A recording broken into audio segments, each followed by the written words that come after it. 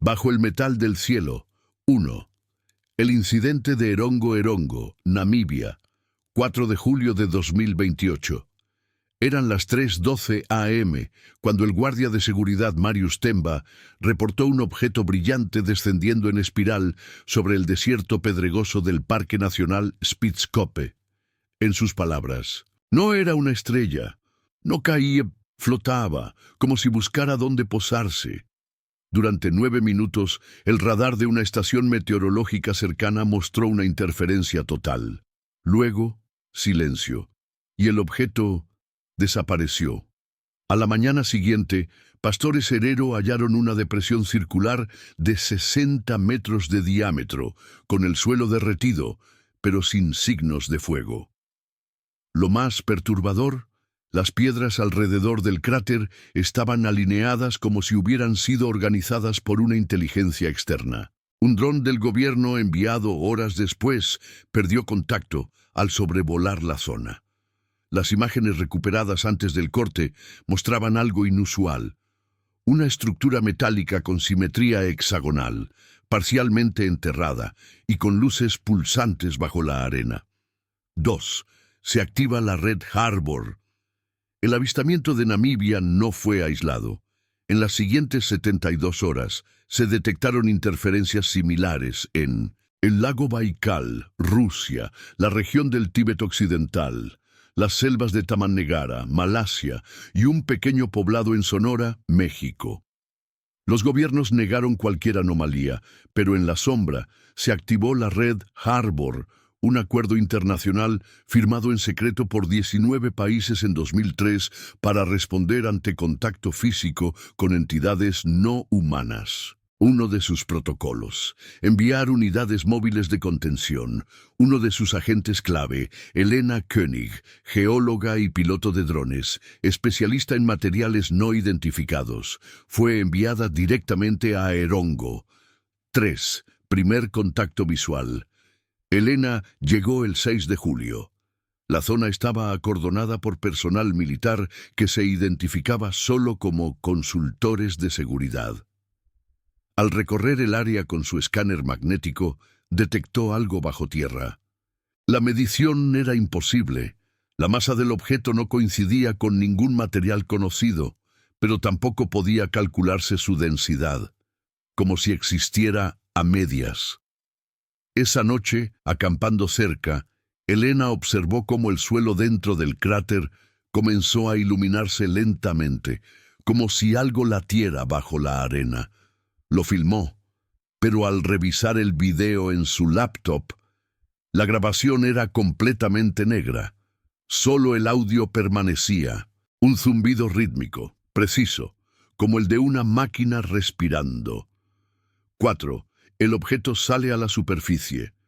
El 7 de julio, a las 3:12 am exactas, mismo horario del avistamiento inicial, el objeto emergió por sí mismo.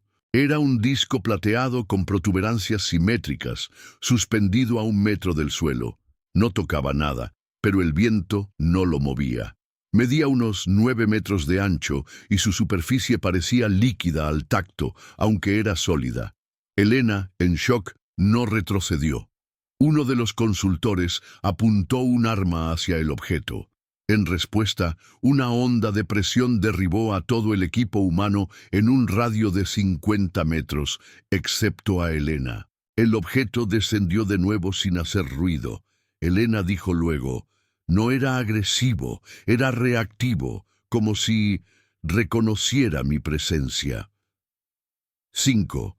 Reacción internacional. La filtración de una imagen satelital del cráter publicada por error en una base de datos de la ESA obligó a varios gobiernos a emitir comunicados contradictorios.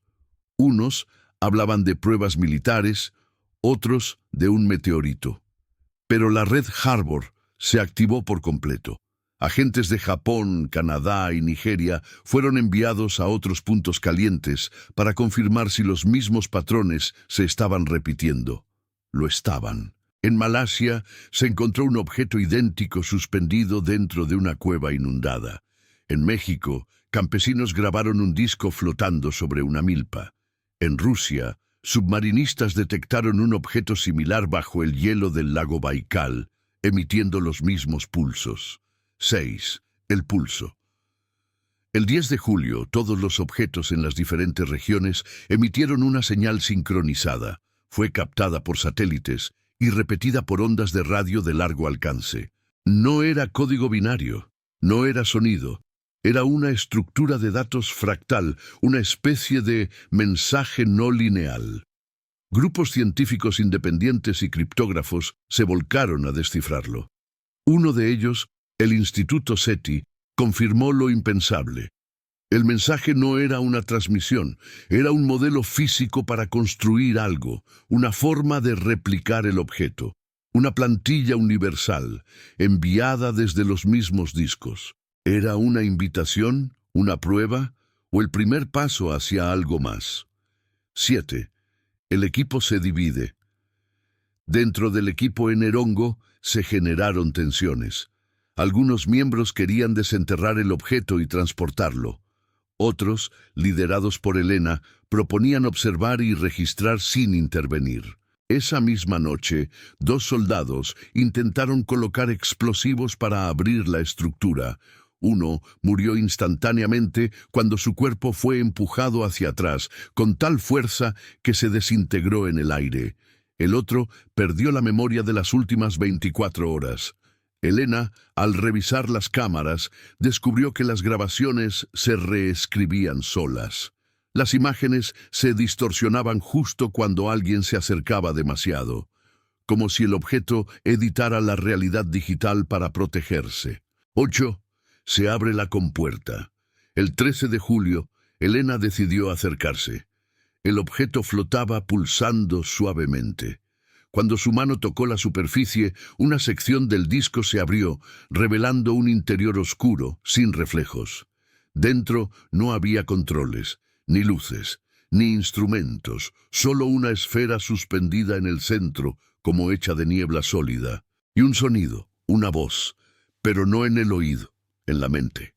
No somos de un lugar, somos de una memoria común. Nos dejaron aquí antes que ustedes aprendieran a construir. Despertamos cuando están listos para ver. No vinimos, siempre estuvimos. Elena salió temblando. No supo si llorar o reír. 9. Cierre de emergencia. La red Harbor recibió la alerta y ordenó evacuar todas las zonas activas, pero ya era tarde. En los días siguientes, miles de personas en el mundo afirmaron haber visto el mismo objeto flotando sobre campos, lagos, pueblos. Ningún radar los captaba, ningún satélite podía registrarlos claramente. No atacaban, no hablaban, solo aparecían y desaparecían. Una docente en Indonesia dijo, estaban allí por 12 segundos, suficientes para que toda mi clase dejara de tener miedo de mirar al cielo. Un pescador en Noruega lo describió mejor. No eran visitas, eran espejos, esperando. 10. Elena desaparece. El 20 de julio, Elena Koenig dejó una nota en su tienda de campaña. No me voy, me están llamando. No desde el cielo, sino desde abajo. Bajo nosotros sigue habiendo cielo. Nunca fue encontrada. Las grabaciones de sus últimas 48 horas mostraban escenas imposibles. Ella hablando sola, pero con sombras que respondían. Y al final, su silueta caminando hacia el objeto flotante sin mirar atrás. El disco se elevó, desapareció, y el cráter se cerró por sí solo, como si nunca hubiera existido. 11. Hoy julio de 2030. Los discos no han vuelto, al menos no a los ojos del público, pero cientos de investigadores independientes, desde Islandia hasta Nueva Zelanda, siguen captando pulsos residuales. Ecos, señales débiles que coinciden en un punto. La Tierra no es un destino, es un nodo, uno de muchos, y los discos no eran naves, eran llaves, no para entrar, sino para abrirnos.